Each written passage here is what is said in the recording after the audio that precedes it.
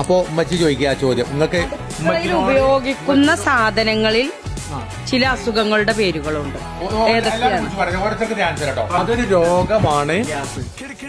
ഒന്ന് പറഞ്ഞു. Sugar. Very good. Fat അടുക്കളയിൽ ഉപയോഗിക്കുന്നത്.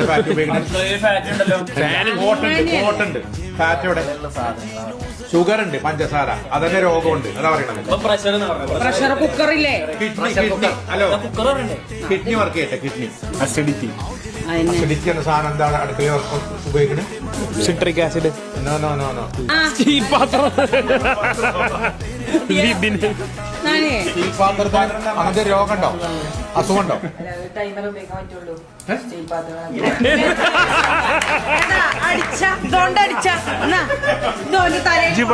ജിബടല്ല ചെവിടെയല്ലേ, അതൊരു ടൈം വരെയല്ലേ ഉപയോഗിക്കാൻ പറ്റുള്ളൂ.